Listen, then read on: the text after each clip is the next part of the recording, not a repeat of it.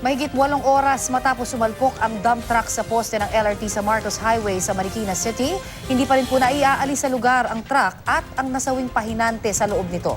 Dahil na rin sa aksidente, mabigat ngayon ang daloy ng mga sasakyan sa lugar at marami na raw ang stranded na commuter. Mula sa Marikina, may ulat on the spot si Marisol Abduraman. Marisol? Connie, Rafi, gaya nga na inyo nababanggit, hindi pa rin naaalis itong truck na sumulpok nga dito sa scaffolding.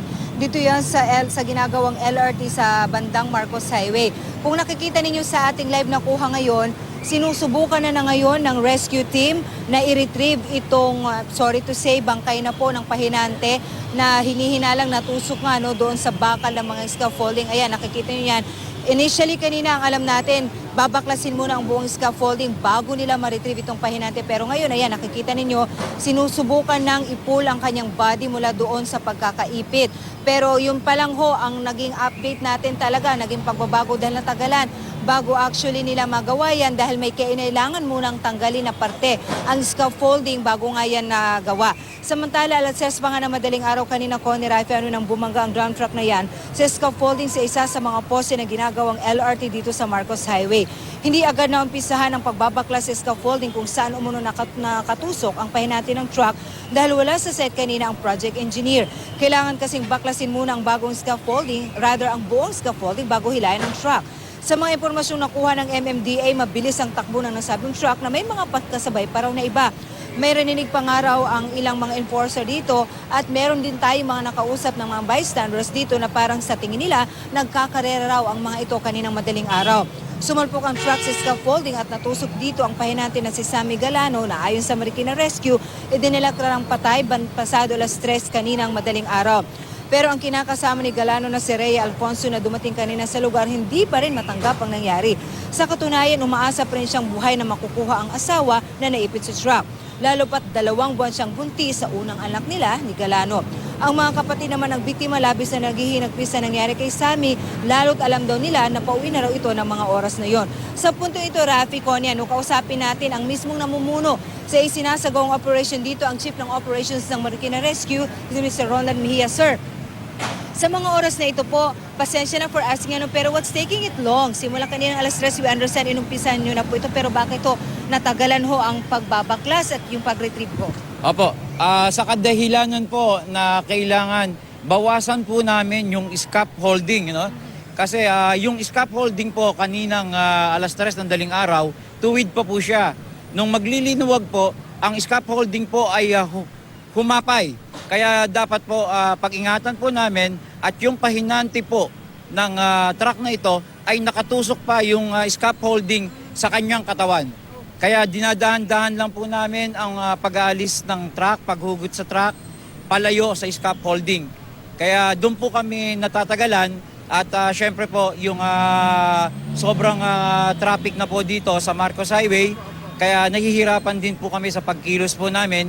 Ang bawat isang heavy equipment bago po makakilos, inaayos muna po namin ang traffic situation. Alright.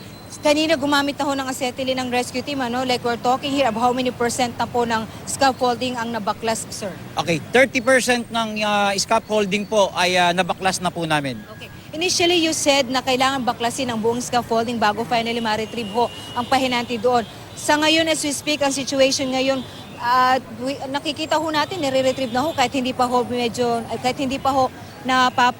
hindi pa ho bumababa o hindi pa binabagsak po yung lahat ng scaffolding. Apo, mapapansin nyo po, sinecure muna po namin yung scaffolding para mahugot po namin tong truck, makalesser po tayo sa oras para ang traffic situation po dito sa Marcos Highway ay magbago na po, bumulis na po ang daloy ng traffic. So it's safe now to pull the body ho ng pahinante? Ibig sabihin parang wala na ho masyadong damage, pwede na ho siyang mahugot ngayon, sir? Huhugutin na po namin. And then hindi na po kailangan baklasin ang buong scaffolding na yan, sir? Apo, unahin po namin pag nahugot na po ang body, at least mababawasan na po ang mga heavy equipment at saka po namin ilalagay sa tamang proseso. Connie, Rafi, ang eastbound ay nasa 3 lanes ang nadadaanan, pero kanina pagka nabanggit ni sir na magiging 2 lane na lang daw ang gagana dito kapag pinabagsak na raw nila ang scaffolding. Pero itong westbound talagang napaka-worst. one lane na lang ho ang nadadaanan sa ngayon. Kaya meron silang mga binigay ng mga alternatibong ruta para dito sa ating mga motorista. Sir, one last question bago natin pakawalan ito si Sir kasi alam natin busy siya. How worse na po ang traffic kayo? Like mula saan na po hanggang saan ang tukod? At ano ho yung mga alternatibong daanan ho para ho sa ating mga motorista na nanonood o mga nagmumonitor para ho at least makaiwas ho dito? Okay po. Ang dulo po ng traffic na going to Cubao ay nasa gate 1 po ng Kogyo. Okay. Yung papuntang Cubao, pwede muna po kayo pansamantala pumasok sa lungsod na Marikina para makalabas na po kayo ng Quezon City. Sumulong highway po ang gamitin nyo.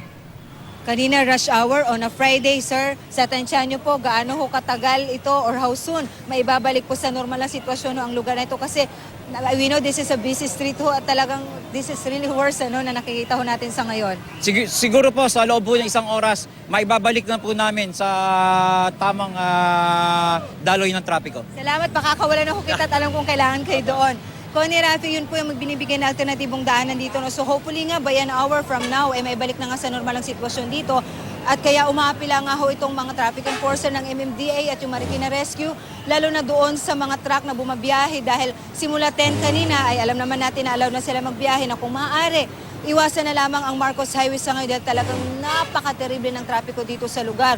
Ang sinasabi sa atin kanina ni Mr. Mejia, kailangan daw baklasin mo ang buong scaffolding pero we understand sa ngayon, nakita niyo naman tuloy-tuloy. At once nahugot nga ang pahinanti doon sa loob ng truck, ay agad daw nilang kukunin itong truck at hindi naman na raw kailangan pang baklasin na itong buong scaffolding. Samantala, ligtas naman na raw ang isang security guard na nadamay rin because nasa ibabaw siya ng scaffolding nung nangyari nga ang insidente. Patuloy naman na iniimbestigahan ngayon ang driver ng truck. Rafi. Ito, no, yung structural integrity naman, itong nabangga na poste ng LRT, masasabi ba natin na hindi naman na-compromise? Although kasi ang sinasabi, hindi siya mismo tumama doon sa poste, bagkus doon lamang sa may scaffolding. Connie, oo, yan talaga yung naging concern din natin pero nakikita naman po sa ating mga video na iniwas din ng driver talaga doon mismo sa poste. Otherwise, pati siya, pag sumalpok doon, malamang hindi rin siya nabuhay. Pero bahagyang nahagip niya ito pero hindi maaapektuhan ang integrity ng posting ito dahil doon talaga yung nasa pool niya yung scaffolding, Connie. Pag-usapan natin kasi yung parati nating naririnig, yung pahinante. What about yung driver? Nasaan na siya ngayon? Oo, hawak na siya ngayon ng mga otoridad doon sa Marikina Traffic at ongoing investigation na ginagawa sa kanya. Unfortunately, hindi pa natin siya napupuntahan dahil tinutukan natin itong sitwasyon pero hinold siya muna for now. Titinan ko ano ang kanyang liability lalo na nga eto nga namatay ang kanyang pahinante. May mga nagtatanggap pa silang mga report na napakabilis daw ng kanilang takbo kanina at yun nga, kwento pa sa atin ng ilan dito na mukhang nagkakarera nga raw ang mga ito. So, definitely, malinaw na meron siyang liability at aalamin natin kung ano yung mga kaso pwede niyang kaharapin kung sakali man. At sinasabi naman dito ng mga pamilya ng mga biktima, hindi na muna nila iniisip daw yan sa ngayon basta ang kanila lamang. For now, makuha doon. Yung wife nga Connie kanina, na 2 buwang buntis, umaasa siya na sana ay buhay pa rin na makukuha doon ang kanyang asawa, Connie. Marisol, kanina meron din tayong nakuhang information doon sa security guard na nahagip nitong truck at nasa ospital ngayon na maaari daw na maputulan pa ng paa. Ano ba ang kondisyon niya ngayon? You said earlier na stable, pero in terms of doon sa mga balibalita na talagang nagkaroon ng matinding pinsala yung kanyang paa, ano na ba yung sitwasyon, Marisol? Okay. Connie, kanina, natanong din natin yan kasi nabalitaan din natin na kailangan daw malamang putulin daw kanyang pa. Pero wala tayong nakukuha pang update sa ngayon. Ang pinakasiguradong binigay lang sa atin, he is now out of danger. Wala pa tayong pinakahuling update kung kailangan bang putulin ang kanyang paa. Alam mo, Connie, nasa gitna siya ng scaffolding nung mangyari ang aksidente.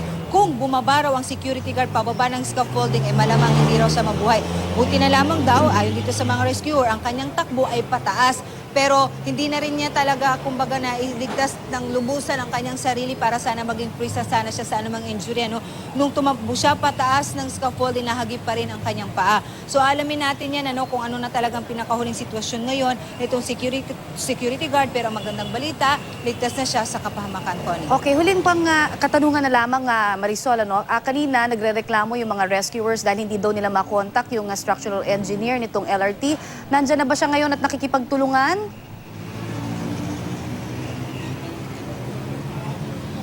Honestly, Connie, we have been looking for him pero kahit tayo, hindi natin siya makita dito sa area, no? Kaya nag-decide na lamang itong mga taga Marikina Rescue na kanya-kanya na sila. In fact, may mga tumulong na rin na mga taga-ibang, ang pagkakalam natin, nandito na rin yung Antipolo na tumutulong dahil sila na nag-usap dito kung ano ang kanilang gagawin nga dito para nga ma-retrieve na itong pahinanti na nandoon. So as we speak now, tayo personally, kasi we look for him pagdating natin dito, hindi pa rin talaga natin siya makita, kaya pinag-usapan na nila dito kung ano yung pwede nilang gawin. Pero I'm sure naman, kasi kanina pa siya hinanap at ipinarating na rin sa mga trabahador nila dito that he has to be here. Siguro naman nagkaroon na sila ng koordinasyon, pero definitely, Connie, kukunin natin siya ngayong araw. Aalamin natin kung anong magiging sitwasyon talaga at kung bakit hindi siya agad nakita. Kaya isa yan sa naging dahilan actually kung bakit nagkaroon delay.